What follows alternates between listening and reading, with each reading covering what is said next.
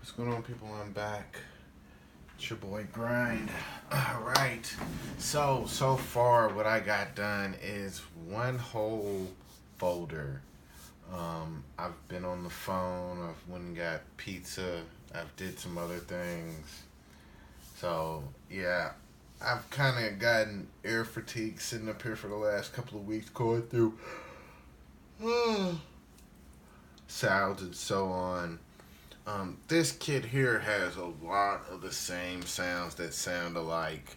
So I've had to go through and listen to them, and so it's one of those kits that had like a lot of sounds in it. And right now I'm at 7-Eleven. Ooh, me. I'm probably at a little bit less because I got this loop file in here. I'm going to delete this because I'm not going to use these loops. So this cuts me down to 709, I think. Yeah, 709. So I pretty much got everything organized. It's like 222 kicks in here. Some of these kicks sound like so much alike. I couldn't get them, scrub them all out. So that's one of the things that I have to deal with on this sound organizing, sample organizing journey that I'm on. So I got this done. So I'm gonna go through the process real quick while I got you on here. I don't know if you'll be able to see what I'm doing, but I'm not gonna work in that little stretched out mode where I can't see anything. So that's not happening. So yeah, so I added some more sounds in here. So one thing that I do with this renamer is when I add sounds and do stuff. Now this is kind of like a old school Windows program, so have to kind of work with it. I'll put a 2 in front of the clap just to like rename everything from the jump, and then I just start going through the folders. I always give it like, if it's crashes, it's just a crash. I don't know why I abbreviated. I could just put crash and keep crash in there, but I don't know. It's just something for me. I have to look at this. These are your sound libraries, people. Do them how you see fit. I don't see any right or wrong way to do some things. I know some people are sticklers on certain things. Me, if you understand it, that's all that matters. And it's like normally with my hi-hats, I normally break them down to open, close, but these, I'm not going to do that right now. I might go back another day and clean them up.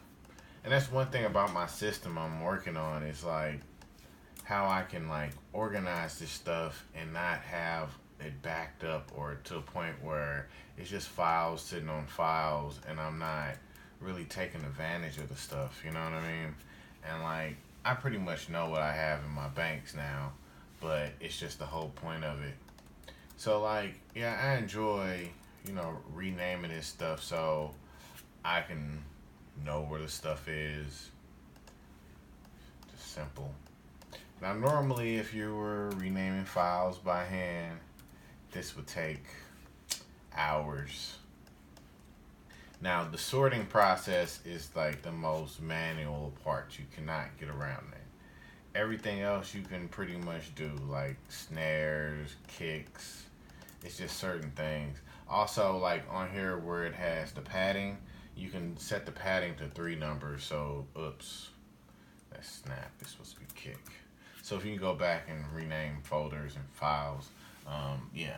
So when I end up with sounds that go over 100, I put like 001, then go 002, then when it gets to the 10, it goes 010, then on up. So it does it in the right order. Most sound software doesn't it goes by the original computer way of organizing numbers. So 0 is the first number and on up. Yeah, so I pretty much got everything into place. Yeah,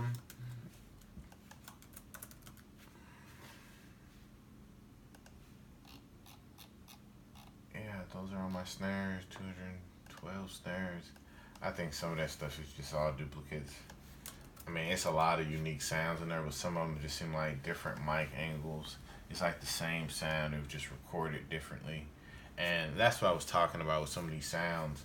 Some of these sounds are just like that, and I don't mind those sounds, but then it gives me like maybe 4 or 5 versions of the same sound. And I went through and removed all the duplicates I could physically hear with my ear.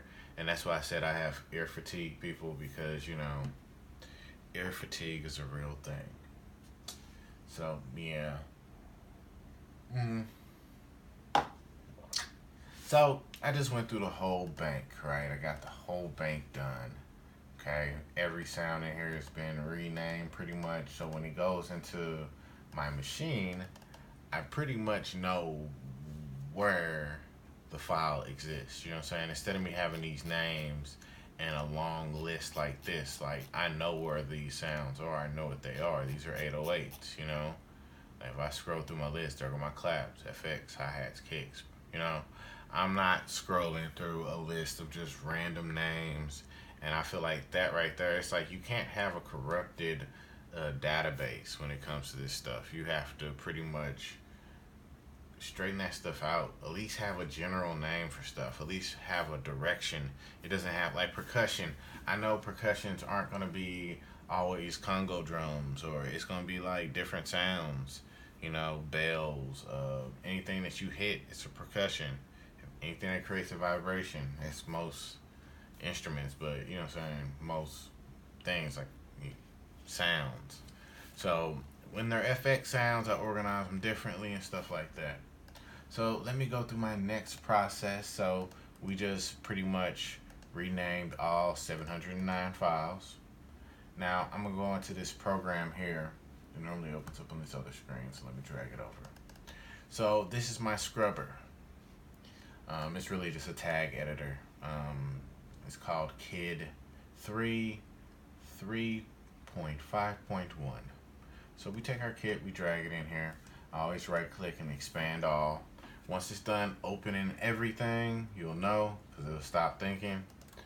You just Control A and it'll select all your files. Now this is the part that takes a little while, and this is only when you're dealing with files over 500 files, I guess. Yes, roughly 500. When it's scanning all these tags and trying to generate the information for this section, you see how it's popping in. When you organize it in Native Instruments, it'll show a Native Instruments component in there. So this program shows you all the back-end data added onto the WAV files. So like I keep on saying, Camtasia. I'm gonna get on it and show you guys exactly what I found out what this program does. I found it on a whim.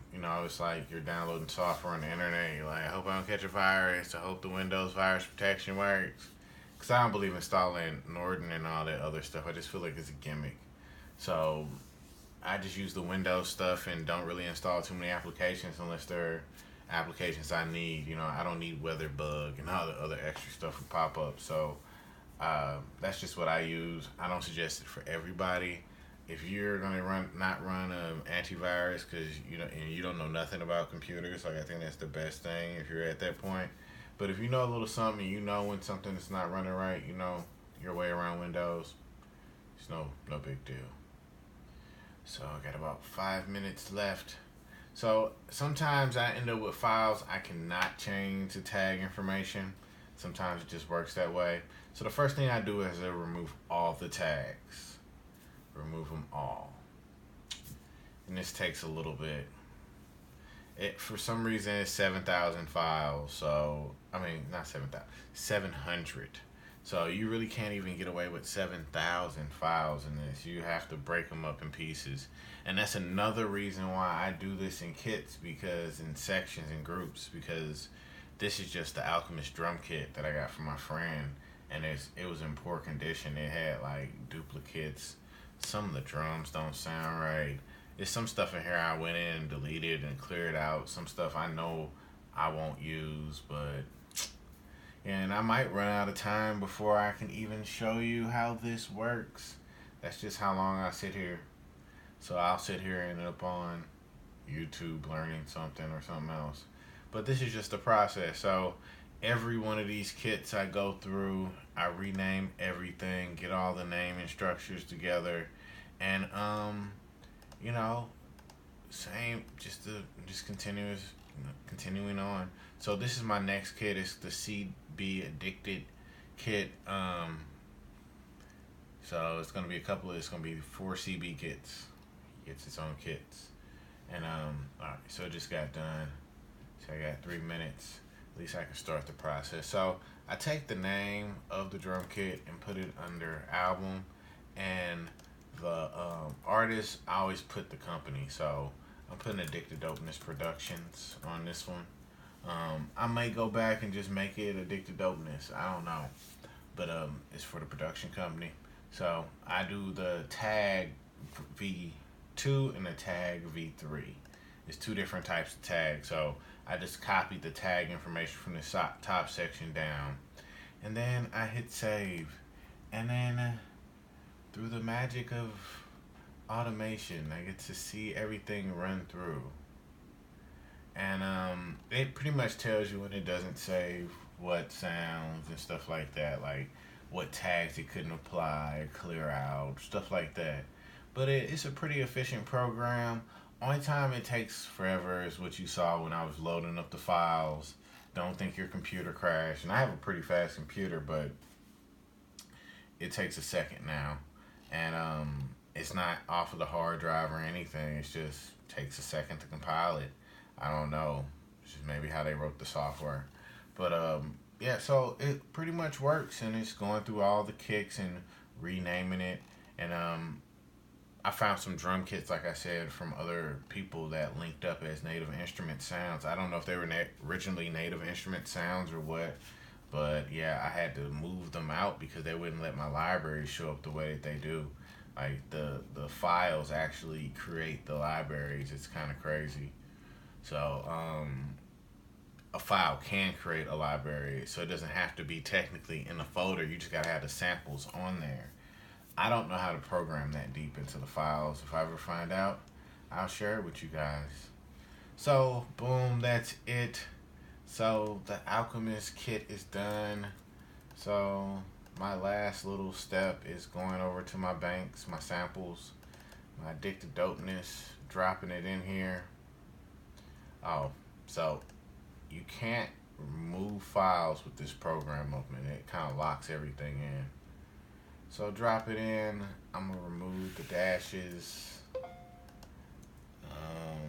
What was that? Okay. Got some work. Work just came in at